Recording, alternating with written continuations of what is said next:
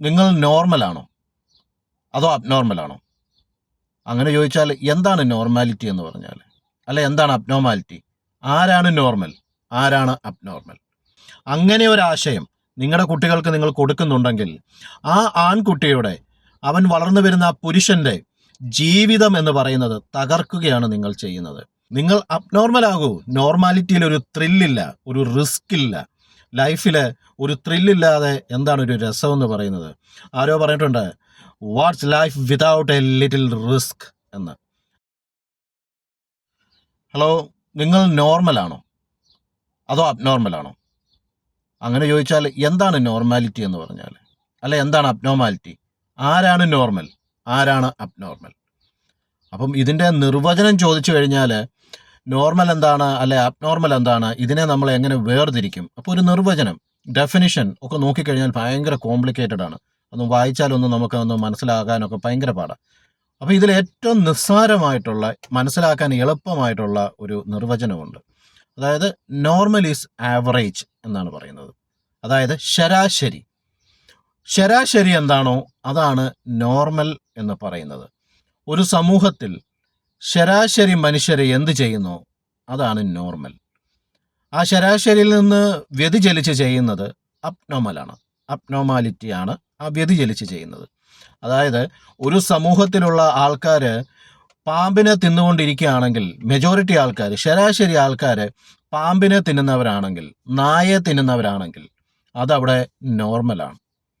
എന്നാൽ ഞാൻ നായയെ തിന്നില്ല, പാമ്പിനെ തിന്നില്ല എന്ന് പറയുമ്പോൾ ആ സമൂഹത്തിന് ഈ തിന്നില്ല എന്ന് പറയുന്ന ആൾക്കാർ അബ്നോർമലാണ്. അപ്പോൾ ഇതാണ് നോർമാലിറ്റിയും അബ്നോർമാലിറ്റിയും തമ്മിലുള്ള വ്യത്യാസം. അപ്പോൾ നമ്മളൊക്കെ ജീവിക്കുന്നത് നോർമലായി ആണോ അബ്നോർമലായിട്ടാണോ? ശരിക്കും നമ്മൾ ജീവിക്കുന്നത് നോർമലി അബ്നോർമലായിട്ടാണ്. ശരാശരി മനുഷ്യർ ജീവിക്കേണ്ട രീതിയിൽ ജീവിക്കാതെ മറ്റൊരു രീതിയിൽ ജീവിച്ച് മനുഷ്യൻ്റെ ജീവിതം തകർക്കുന്ന ഒരു ജീവിത രീതി നോർമലാക്കി വെച്ചിരിക്കുകയാണ്. അതായത് ശരാശരി മനുഷ്യർ ജീവിതം തകർക്കുന്ന രീതിയിൽ ജീവിക്കുമ്പോൾ ആ ജീവിത രീതി എന്തായി? നോർമലായി. കഴിഞ്ഞൊരു വീഡിയോയിൽ ഞാൻ പറഞ്ഞ പോലെ സഹിച്ച് ജീവിതം നശിപ്പിച്ച് രോഗിയായി, അതല്ലെങ്കിൽ ആത്മഹത്യ ചെയ്ത് മുന്നോട്ട് പോകുന്ന ഒരു സമൂഹം നമ്മൾ വാർത്തെടുക്കുമ്പോൾ അത് നമ്മുടെ സമൂഹത്തിലെ നോർമാലിറ്റിയായി മാറി. അതല്ലെങ്കിൽ എനിക്കിത് സഹിക്കാൻ പറ്റില്ല, എനിക്കിത് മുന്നോട്ട് പോകാൻ പറ്റില്ല, എനിക്ക് ഇന്ന കാര്യങ്ങൾ വേണം, എനിക്കെങ്കിലേ ജീവിക്കാൻ പറ്റുള്ളൂ എന്ന് ഒരു തീരുമാനമെടുത്ത് മുന്നോട്ട് പോകുന്ന ആൾക്കാരെ അബ്നോർമലായിട്ടാണ് നമ്മുടെ സമൂഹം ഇപ്പോൾ കാണുന്നത്. ഇയാൾ അബ്നോർമലാണ്, പിന്നെ ഇയാൾക്ക് തലയ്ക്ക് സുഖമില്ലാത്ത ആളാണ്. കാരണം എന്താണ്? ഇവിടെ ശരാശരി മനുഷ്യർ ജീവിതത്തിൽ സഹിച്ച് ആത്മഹത്യ ചെയ്യുകയോ മനോരോഗികളായി മാറുകയോ ശാരീരികമായിട്ടുള്ള രോഗബാധിതരായി മാറുകയോ ചെയ്യുമ്പോൾ നീ ജീവിക്കാൻ തീരുമാനിച്ചിട്ട് നീ തീരുമാനമെടുത്ത് പോവുകയാണല്ലേ, അപ്പോൾ നീ അബ്നോർമലാണ്. ഇതാണ് നമ്മുടെ സമൂഹം ഇന്ന് നമ്മളെ പഠിപ്പിച്ചുകൊണ്ടിരിക്കുന്നത്. അപ്പോൾ നമ്മളൊക്കെ ജീവിക്കുന്നത് നോർമലി അബ്നോർമലാണ്. അപ്പോൾ നിങ്ങൾ നോർമലി അബ്നോർമലായി ജീവിക്കാതെ ഇതിൽ നിന്നും വ്യതിചലിച്ച് അബ്നോർമലായി ജീവിക്കൂ. നിങ്ങൾ നന്നായി ജീവിക്കൂ, ജീവിതം ആസ്വദിച്ച് ജീവിക്കൂ. നോർമലിൽപ്പെട്ട്, ശരാശരിയിൽപ്പെട്ട് നിങ്ങൾ ജീവിക്കാതെ, നിങ്ങൾ ജീവിതം തകർക്കാതെ നോർമലായിട്ട് നിങ്ങൾ വേറൊരു നോർമാലിറ്റി ക്രിയേറ്റ് ചെയ്യുക നമ്മുടെ സമൂഹത്തിൽ. അതാണ് വേണ്ടത്. ഉറപ്പായിട്ടത് വരും. നമ്മുടെ സമൂഹം ഇന്ന്, നമ്മുടെ യൂത്ത് അതിലേക്ക് വന്നുകൊണ്ടിരിക്കുകയാണ്. അവർ അധികം സഹിക്കാൻ തയ്യാറല്ല. അവരെ തന്നെ ട്രെയിൻ ചെയ്ത് മുന്നോട്ട് വരുന്നുണ്ട്. വീണ്ടും സഹനത്തിൻ്റെ പാതയിലൂടെ തള്ളിവിട്ട് സ്ത്രീകൾ അടിമകളായി ജീവിക്കണമെന്നുള്ള സംസ്കാരം വീണ്ടും അവരുടെ തലയിൽ കുത്തിവെക്കാതെ ഇനി വരുന്ന തലമുറകളെങ്കിലും രക്ഷപ്പെടട്ടെ. ആൺകുട്ടികളുടെ മാതാപിതാക്കളോട് ഞാനൊന്ന് കൂട്ടിച്ചേർത്തോട്ടെ. പെൺകുട്ടികളുടെ, അതല്ലെങ്കിൽ സ്ത്രീകളുടെ, വിവാഹം കഴിക്കുന്നവരുടെ സമ്പത്ത് കൊണ്ട് ജീവിക്കാം, അതല്ലെങ്കിൽ അവരുടെ സമ്പത്ത് ഉപയോഗിക്കാം എന്ന് നിങ്ങൾ നിങ്ങളുടെ കുട്ടികളെ പറഞ്ഞ് പഠിപ്പിക്കുന്നുണ്ടെങ്കിൽ, അങ്ങനെ ഒരാശയം നിങ്ങളുടെ കുട്ടികൾക്ക് നിങ്ങൾ കൊടുക്കുന്നുണ്ടെങ്കിൽ ആ ആൺകുട്ടിയുടെ, അവൻ വളർന്നു വരുന്ന ആ പുരുഷൻ്റെ ജീവിതം എന്ന് പറയുന്നത് തകർക്കുകയാണ് നിങ്ങൾ ചെയ്യുന്നത്. അവന് ജീവിതത്തിൽ വേണ്ടത് ഏൺ ചെയ്യാൻ അവനെ പ്രാപ്തനാക്കുക. അവനോട് അത് പറഞ്ഞു കൊടുക്കുക. ചെറുപ്പം മുതലേ പറഞ്ഞു കൊടുക്കുക. കുട്ടിയായിരിക്കുമ്പോഴേ പറഞ്ഞു കൊടുക്കുക.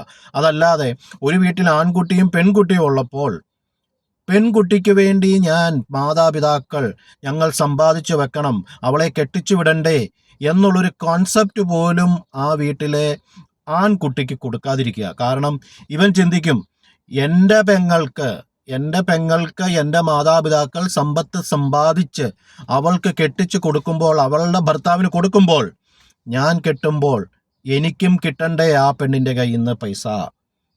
ഈ ഒരു ആശയം കുട്ടികളുടെ തലയിൽ കുത്തിവെക്കാതിരിക്കുക. മകൻ്റെ ഭാര്യ സമ്പാദിച്ചു കൊണ്ടുവരുന്ന പൈസ, അല്ലെ മകൻ്റെ ഭാര്യ വീട്ടിൽ നിന്ന് വരുന്ന സമ്പത്തിൽ എൻ്റെ മകൻ നല്ലവണ്ണം ജീവിക്കും, നല്ല പോലെ ജീവിക്കും, അവൻ്റെ ജീവിതം നന്നായി പരിപോഷിക്കും എന്നാണ് നിങ്ങൾ മാതാപിതാക്കൾ ചിന്തിക്കുന്നെങ്കിൽ ഒരിക്കലുമില്ല. അത് അവൻ്റെ ജീവിതം തകർക്കുകയുള്ളൂ. അതുകൊണ്ട് ആൺകുട്ടികളെ പറഞ്ഞു പഠിപ്പിക്കുക, സ്വയം ഏൺ ചെയ്ത് സ്വന്തമായി സമ്പാദിച്ച് ജീവിക്കുക. 1 രൂപ പോലും ഭാര്യയുടെ കയ്യിൽ നിന്നും, ഭാര്യയുടെ വീട്ടിൽ നിന്നും കല്യാണമെന്ന പേരിൽ സമ്പാദിച്ചിട്ടല്ല ജീവിക്കേണ്ടതെന്ന് ചെറിയ പ്രായത്തിൽ തന്നെ അവരെ പഠിപ്പിക്കുക. ഞാൻ പറഞ്ഞല്ലോ, അതവരെ പറഞ്ഞു പഠിപ്പിക്കണമെന്നല്ല. ഒരു വീട്ടിൽ ആൺകുട്ടിയും പെൺകുട്ടിയും ഉണ്ടെങ്കിൽ എങ്ങനെയാണത് ചെയ്യേണ്ടതെന്ന് ഞാനൊന്ന് പറഞ്ഞു. അപ്പോൾ ഇത് വളരെയേറെ പ്രാധാന്യമുള്ളൊരു കാര്യമാണ്, ഒരു നിസ്സാര കാര്യമല്ല. ഇത് മാതാപിതാക്കളെ പറഞ്ഞു പഠിപ്പിക്കുക, അല്ലെ പറഞ്ഞവരെ മനസ്സിലാക്കുക എന്ന് പറയുന്നത് അതികഠിനമായിട്ടുള്ള കാര്യമാണ്. ഇന്നും മാതാപിതാക്കൾ പെൺകുട്ടികൾക്ക് സമ്പാദിച്ചു വെക്കുകയാണ് കല്യാണം കഴിപ്പിക്കാൻ.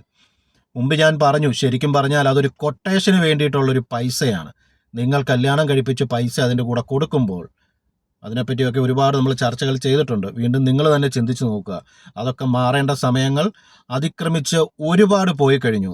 ഇതൊക്കെ ഈ പറഞ്ഞ നോർമലി അബ്നോർമലായിട്ടുള്ള കാര്യങ്ങൾ തന്നെയാണ് ഇതൊക്കെ. കാരണം നമ്മുടെ സമൂഹത്തിലെ നോർമാലിറ്റിയാണിത്. സ്ത്രീധനം കൊടുക്കുക, പെണ്ണിൻ്റെ വീട്ടിൽ നിന്ന് വരുന്ന സമ്പത്ത് കൊണ്ട് വേണം എനിക്ക് ജീവിക്കാൻ, അല്ലേ? ഇതൊക്കെയാണ് നമ്മുടെ സമൂഹത്തിലെ നോർമാലിറ്റി. ഈ നോർമാലിറ്റിയിൽ എതിരെ നിങ്ങൾ അബ്നോർമലായി ജീവിക്കൂ. ഇതാണ് ഞാൻ പറയുന്നത്. ഇന്ന് ഇത് കേൾക്കുന്ന ആൾക്കാരോട്, മാതാപിതാക്കളായാലും യൂത്ത് ആയാലും, നിങ്ങൾ അബ്നോർമലാകൂ. നോർമൽ ആവണ്ട. Normal is average. നോർമാലിറ്റിയിൽ ഒരു ത്രില്ലുമില്ല, ഒരു റിസ്ക് ഇല്ല. ലൈഫിൽ ഒരു ത്രില്ലില്ലാതെ എന്താണ് ഒരു രസമെന്ന് പറയുന്നത്? ആരോ പറഞ്ഞിട്ടുണ്ട്, what's life without a little risk എന്ന്. അപ്പോൾ നിങ്ങൾ അബ്നോർമലാകൂ. ജീവിതത്തിൻ്റെ ആ ഒരു എസൻസ് എന്താണെന്ന് നിങ്ങൾ തിരിച്ചറിയൂ.